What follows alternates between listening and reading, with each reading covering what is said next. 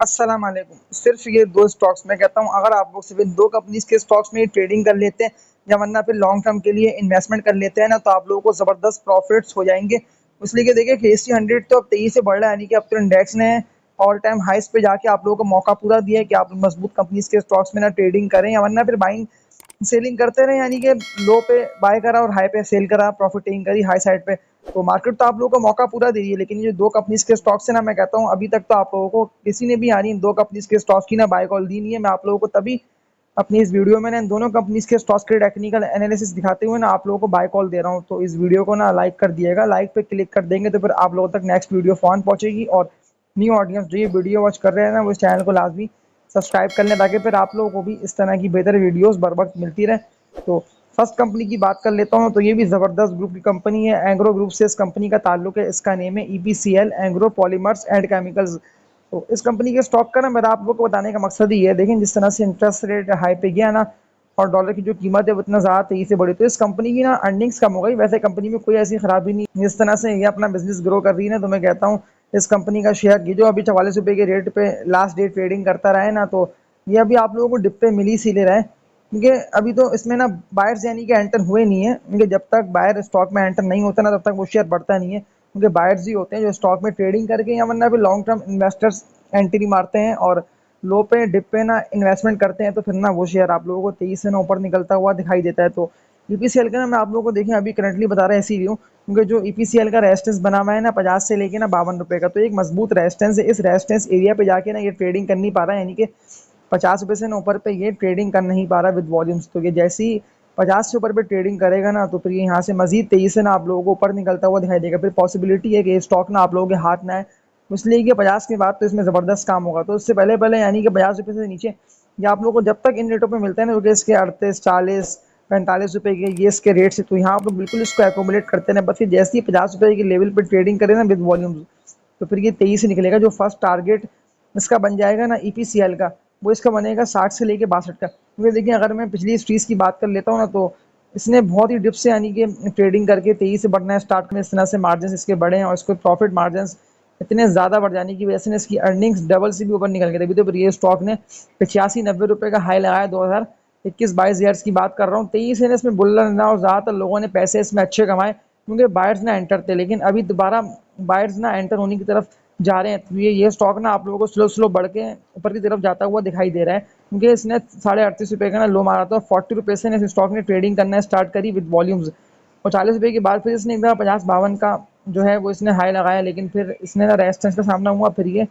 Downward की तरफ आया। लेकिन इसका भी ना सपोर्ट लेवल जो बन रहा है ना, मजबूत सपोर्ट लेवल, मैं कहता हूँ अगर ये यहाँ आप लोगों को मिलता रहता है तो यहाँ आप लोग ना इसको जमा करते रहे। वो इसके ना 40 से लेकर ना 45 रुपये के ये इसके सपोर्ट लेवल है, तो यहाँ आप लोग बिल्कुल इसको जमा करें। लेकिन जो टारगेट्स इसके बनते हैं ना 62 रुपये का, तो यहाँ तक तो आप लोग कम से कम इसको होल्ड करें। देखिए अब ये टारगेट जो है ना ईपीसीएल का, ये पॉसिबिलिटी है कि आ जाए 1 मंथ में या 6 मंथ में, लेकिन बिल्कुल ये टारगेट आएगा क्योंकि एक दफ़ा तो ये ना 85-90 रुपये पे गया है, तो ये बिल्कुल 85-90 रुपये से भी ना आप लोगों को ऊपर निकलता हुआ दिखाई देगा। लेकिन फिर ना इस स्टॉक में ना आप लोगों की डिप पे होगी ना इन्वेस्टमेंट, तभी आप लोगों को प्रॉफिट्स अच्छे होंगे। लेकिन इसके अलावा अगर आप लोगों ने जितने भी स्टॉक्स बाय कर रखे हैं जो कि मजबूत कंपनीज के स्टॉक्स, तो फिर ना मुझे कमेंट्स करके आप बता दिया करें कि आप लोगों ने कौन से स्टॉक्स बाय कर रखे हैं, ताकि फिर मैं रिप्लाई में आप लोगों को बताऊं कि आप इसको नहीं इसको बाय कर लें, क्योंकि मार्केट ने आप लोगों को देखें बढ़ के मौका दिया। लेकिन अगर आप लोगों ने इस तेजी से बढ़ती हुई मार्केट में ना किसी ऐसे डाउनवर्ड ट्रेंड वाले स्टॉक को बाय करा, तो फिर मैं कहता हूँ आप लोगों ने उसको अभी फौरन सेल करें और इस कंपनी को ईपीसीएल को बाय कर लें, क्योंकि ईपीसीएल वो स्टॉक है जो आप लोगों की इन्वेस्टमेंट्स को डबल करेगा और बिल्कुल इस स्टॉक में ना इतना पोटेंशियल है। और माइंड में अपना अपना ये रखें कि स्टॉक जैसे ही बढ़ेगा तो फिर मैं इसको ऊपर की तरफ ना सेल करके प्रॉफिट टेकिंग करके ना इसमें से निकल जाऊंगा। लेकिन फिर लाजमी ना आप लोगों को याद रखना है स्टॉप लॉस, क्योंकि देखिए स्टॉप लॉस ही वो मेन की है, क्योंकि आप लोगों के माइंड में एक रेट सेट होगा ना कि इस कंपनी के स्टॉक का ये रेट है और फिर मैं यहाँ ना इसको सेल करके ना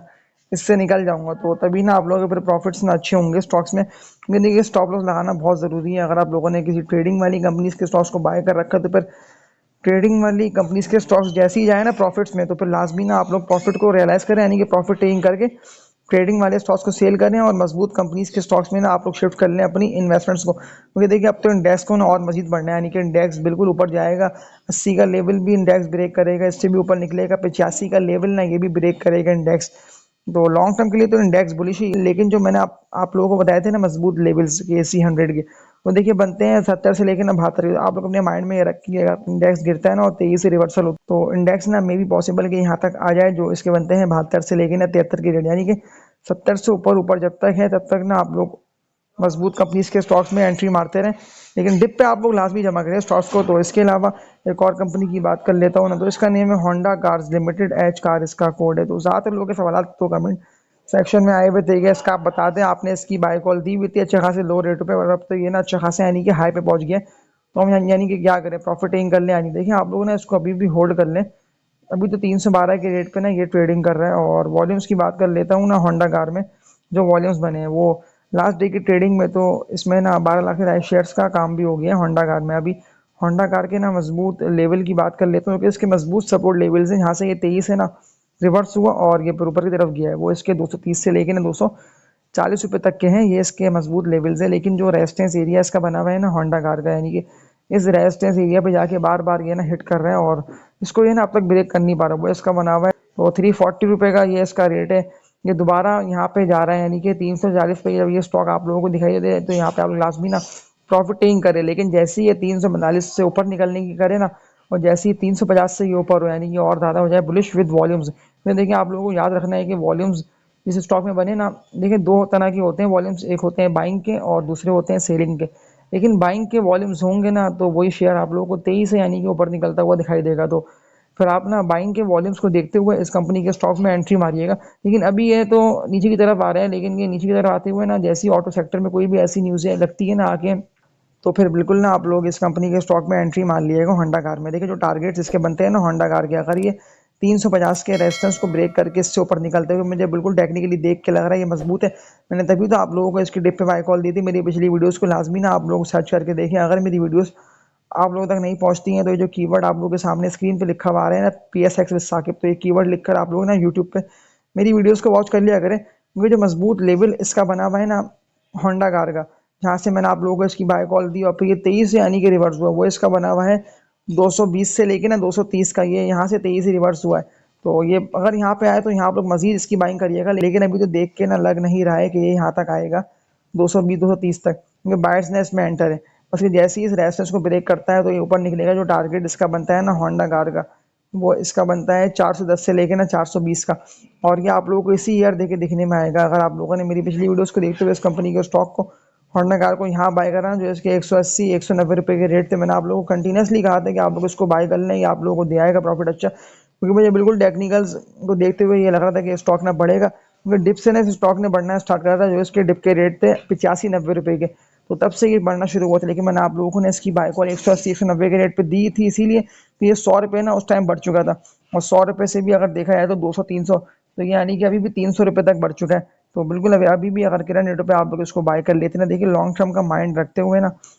आप लोग इसको बाय करिएगा कि हमें इस स्टॉक को लॉन्ग टर्म के लिए बाय करना है। तो लॉन्ग टर्म के हवाले से ना आप लोग इस कंपनी के स्टॉक को बाय करिएगा। देखिए शॉर्ट टर्म में ना पर आप लोगों को यानी ट्रेडिंग, अगर इस कंपनी के स्टॉक में अच्छी प्रॉफिट्स बन जाते हैं तो वो आप लोगों को 1 से लेकर 2 हफ्ते लग जाएंगे इस कंपनी के स्टॉक को ऊपर उठने में। तो मुझे बिल्कुल देख के लग रहा है कि अभी ऑटो के स्टॉक्स में ना प्रॉफिटिंग आ रही है, तभी ये स्टॉक आप लोगों को 340 के बाद से ना डाउनवर्ड ट्रेंड में आता हुआ दिखाई दे। इस स्टॉक में लोगों ने इससे पहले भी ना पैसे अच्छे बनाए, उस कंपनी ने जबरदस्त प्रॉफिट्स लोगों को दिए, क्योंकि जिस तरह से ये स्टॉक बढ़ा ना तो ज़्यादातर लोगों ने डाउनवर्ड ट्रेंड में यानी कि सपोर्ट लेवल्स पे ना एंट्री मारी, और एंट्री मारते इस कंपनी के स्टॉक में ना पैसे अच्छे कमाए। तो बिल्कुल आप लोगों को मैं अभी बता रहा इसीलिए हूँ, फिर देखिए मैंने आप लोगों को ना स्टार्टिंग से लेके अब तक हर उस कंपनी के स्टॉक की बाय कॉल दे दी अपनी इस वीडियो में, और हर पुरानी वीडियोस में ना मेरी बाय कॉल मौजूद है आप लोगों के लिए, कि मैंने आप लोगों को बाय क्या बताया कि आप इस कंपनी को नहीं इसको बाय कर ले, कि जो कंपनी अर्निंग्स में ना यानी कि जो कंपनी ना प्रॉफिट्स कमा रही है और उसकी अर्निंग्स ना बड़े पे बड़े जा रही है, तो वही शेयर मैं आप लोगों से बता रहा हूँ कि देखिए वही शेयर ना बढ़ भी रहा है। अगर देखिए मैं आप लोगों को बाय कॉल नहीं भी देता ना बिलफर्स, आप लोग खुद भी टेक्निकली देखें कि वो शेयर बढ़ी इसीलिए रहा है। तो देखिए अगर कोई भी ऐसी न्यूज़ें आती हैं ना जो कि पॉजिटिव होती हैं, तो स्टॉक पे ना उसका असर रहता है ऑलमोस्ट 2 4 दिन 5 दिन तक ना वो शेयर बढ़ ही रहे होते हैं। और जैसी ही खबरें होती हैं ना रियलाइज, यानी कि अब ये स्टॉक ना आप लोगों को मजीद तेजी से निकलता हुआ दिखाई देगा। तो बिल्कुल आप लोग तो वो खुद भी देखते हैं कि कोई भी स्टॉक वो इतना तेजी से बढ़ता है इसीलिए क्योंकि न्यूज़ें आके लगती है, और उस कंपनी के स्टॉक को 2 से लेके 3 दिन तक तो अपर कैप लगते हैं। तो वो तो आप लोगों ने साजगार हो, गैलो, टॉमसी गैलो, तो एक्सटी गैलो, ये सारे वो शेयर्स हैं। मैंने आप लोगों को बताया, इससे पहले किसी ने बताया हो तो बताया हो, लेकिन मैंने आप लोगों को मजबूत कंपनीज के स्टॉक्स की ना बाय कॉल दी अब तक इसीलिए, ताकि वो ज़्यादा से ज़्यादा प्रॉफिट्स ना आप लोगों को इस मार्केट से हासिल हो। क्योंकि देखिए मार्केट ने बढ़ के ना आप लोगों को अच्छा मौका दे दिया है, क्योंकि मार्केट ना बड़े-बड़े देखिए जा रही है इसीलिए क्योंकि बायर्स अब मार्केट में ना ज़्यादातर मजबूत कंपनीज के स्टॉक्स को ना बाय कर रही है, होल्डिंग कर रहे हैं। जो था ना इंडेक्स ऑलमोस्ट 4-5 मंथ पहले, क्योंकि देखिए उस टाइम तो बायर्स ने ट्रेडिंग वाली कंपनीज के स्टॉक्स को भी ना बाय कर रहे थे। लेकिन अब जो मुझे टेक्निकली केसी 100 को देख के लग रहा है ना,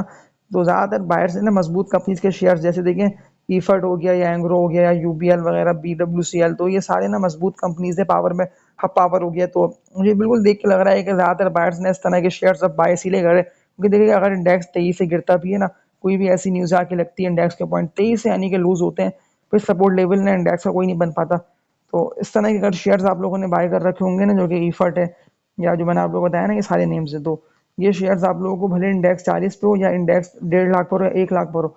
हमेशा मजबूत कंपनीज के ना स्टॉक्स में होती है जीत, क्योंकि देखिए मजबूत कंपनीज के स्टॉक्स में लोगों ने पैसा बनाया है और मार्केट ने भी देखिए आप लोगों को मौका दिया बढ़ के। लेकिन अगर इस तेज मार्केट में ना आप लोग किसी ऐसे शेयर में फंसे हैं ना, अभी भी ना आप लोगों के पास मौका है अच्छा, क्योंकि देखिए अभी भी ना मार्केट बड़े बड़े जा रही है, यानी कि आप लोग स्टॉक को लाजमी सेल करें, भले थोड़ा बहुत लॉस रियलाइज कर ले, कोई ऐसे मसले की बात नहीं है, लेकिन उस ठगी हुई कंपनी के स्टॉक को सेल करके आप लोग ना अपनी इन्वेस्टमेंट को इस तरह के शेयर जैसे कि मैंने आप लोगों को बताया ना, जो कि ईपीसीएल है, तो इसके अलावा होंडा कार है, तो इस तरह के शेयर्स में आप लोग जब भी बाइंग करेंगे ना, तो बिल्कुल आप लोगों के प्रॉफिट्स अच्छे होंगे। अब जो सही मायनों में है ना केसी 100, वो आप लोगों को ना टेक्निकली और फंडामेंटली ना 23 से ऊपर निकलता हुआ दिखाई देगा, क्योंकि देखिए कंपनीज के फंडामेंटल्स अपना इंडेक्स के पॉइंट्स 23 से बढ़ाएंगे। और इसके अलावा कोई भी ऐसी देखें खबर आके लगती है ना, जिससे देखिए केसी 100 के पॉइंट्स 23 से गेन हो सकते हैं। जैसे कि देखिए अब ज़्यादातर मुल्क जो है वो पाकिस्तान में जा रहे हैं मजीद इन्वेस्टमेंट करने की तरफ, जैसे कि सऊदी अरब है, यूएई, इसके अलावा कतर, तो ये सारे मुल्कों से जब आएगी ना इन्वेस्टमेंट, तो बिल्कुल आप लोगों को फिर पीएसएक्स में शेयर्स 23 से ऊपर बढ़ते हुए दिखाई देंगे। लेकिन इसके अलावा देखिए बजट से भी ना केसी 100 को बूस्ट मिलेगा। मैं आप लोगों को देखिए तभी इसीलिए अभी दोबारा बाय कॉल सारी स्टॉक्स की दे रहा हूँ कि देखिए बजट जब आएगा ना, तो उससे ज़्यादातर कंपनीज को देखिए फ़ायदा हासिल होगा, ज़्यादातर जो सेक्टर्स जो उनको फ़ायदा हासिल होगा, तो बिल्कुल फिर आप लोगों को ना मजीद इंडेक्स के पॉइंट्स 23 से ना गेन होते हुए दिखाई देंगे। देखिए अभी तो वैसे भी 76 पर ऑलमोस्ट केसी 100 पहुंच चुका है, तो 76 से भी ऊपर आप लोगों को इंडेक्स निकलता हुआ तब दिखाई देगा जब बजट आ जाएगा। और उसके बाद जब बेहतर अगर गवर्नमेंट की पॉलिसी आती है ना, इससे कंपनीज को फायदा हासिल होना है, तो बिल्कुल फिर आप लोगों को वो सारे शेयर्स जो शेयर्स अभी रेजिस्टेंस एरिया पे आके यानी हिट कर रहे हैं ना, और